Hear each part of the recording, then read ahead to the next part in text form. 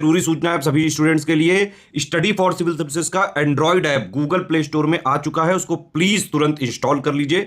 और अगर आप स्टडी फॉर सिविल सर्विसेज के सिर्फ ऐप से कोई भी कोर्स, कोई भी पीडीएफ परचेज करते हैं, तो उसमें अप्लाई कूपन, अगर आप ज्ञान सर जो है आप उसमें अप्लाई करते हैं, ये कूपन कोड है, तो उसमें 20% फीस तुरंत माफ हो जाएगी। मतलब 20% डिस्काउंट तुरंत उसमें लग जाएगा। ज्ञान सर लिखना है, नॉर्मली ज्ञान सर स्मॉल लेटर में है सब कुछ, कोई स्पेस नहीं, कोई कॉलम नहीं, सिर्फ ज्ञान सर, GYANSIR। इस तरह से अगर कूपन कोड लगाते हैं आप ऐप में बाई करने से पहले, जो अप्लाई कूपन वाले में आता है, तो 20% का डिस्काउंट तुरंत मिलेगा। वीडियो देखिए। तो दोस्तों, बिहार पीसीएस को लेके एक और प्रेस विज्ञप्ति बिहार पीसीएस आयोग यानी बीपीएससी आयोग ने निकाला है। आइए इसके बारे में जान लेते हैं क्या है पूरा संबंध, मतलब क्या संदर्भ है इसका। देखिए, 27 दिसंबर को परीक्षा नियंत्रक बिहार लोक सेवा आयोग पटना ने 17वीं बीपीएससी की जो परीक्षा है पूरे राज्य के केंद्रों पर पुनर्परीक्षा कराना क्यों संभव नहीं है, उसकी जानकारी मीडिया को दी थी। इनका कहना है कि जो बोला गया ना कि पुनर्परीक्षा सारे केंद्रों के लिए नहीं हो सकती है, ये इन्होंने बताया था।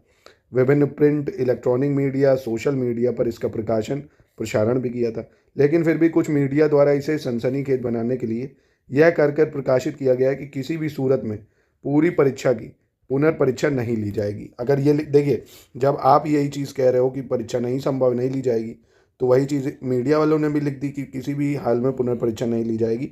ये बीपीएससी कह रहा है।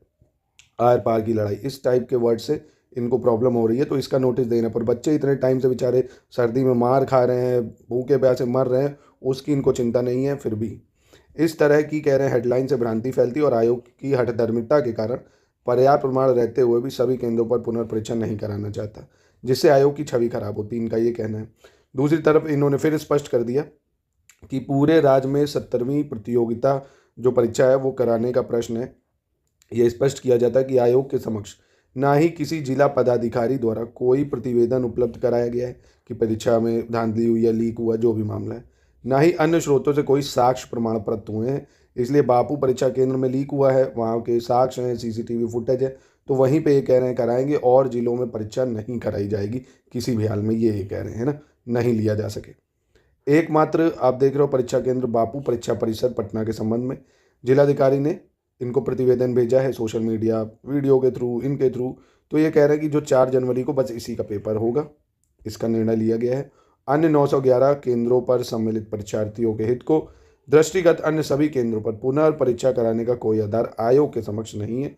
तो इनका बस ये कहना है कि 17वीं बीपीएससी जो परीक्षा है वो बस 4 जनवरी को ही हो रही है। किन बच्चों की? वही 12,000 बच्चों की। और किसी तरह की ये जो आप न्यूज़ देख रहे हो, ये लोग कह रहे हैं करते रहो प्रोटेस्ट, इनसे कोई मतलब नहीं है इनके पास। इनका कहना है कि साक्ष्य नहीं है कि और भी जगह ये चीज़ हुई है, तो एक केंद्र पे हुई है ये कह रहे हैं, तो हम वहीं की कराएंगे। वहाँ के हमारे पास एविडेंस है कि चलो वहाँ पे कुछ गड़बड़ हो गई, और जगहों पे ये कह रहे हैं परीक्षा अच्छी हुई है, तो कोई बात नहीं। तो और कोई बात है ही नहीं ना, बच्चे तो ये कह ही नहीं रहे ना कि और जगह दिक्कत, बच्चे तो ये कह रहे ये फेयर तरीका नहीं है ना। अब इन बच्चों का पेपर आसान कठिन क्या होगा, इनका अलग वेटेज बनेगा और जो और बच्चे हैं उनका अलग वेटेज बनेगा। रिजल्ट आप एक साथ दोगे तो यहाँ पे मार्किंग जो मार्किंग है वो नॉर्मलाइजेशन टाइप की यहाँ पे नहीं हो जाएगी। इनका पेपर तो अलग ही बनेगा ना, इजी मॉडरेट जैसा भी बने इनसे, तो वो लेवल कैसे बराबर आएगा। बात ये है, बात और कोई नहीं है कि पेपर में यहाँ भी दिक्कत आई है। चलिए वो अच्छे हुए हैं और सेंटरों पे, पर जो पेपर है ना वो अलग हो रहा है। तो ये एक फेयर ट्रांसपेरेंसी नहीं आ रही ना, जो इक्वालिटी वाला कॉन्सेप्ट है वो नहीं लग रहा है। तो ये बीपीएससी आयोग का नोटिस था दोस्तों।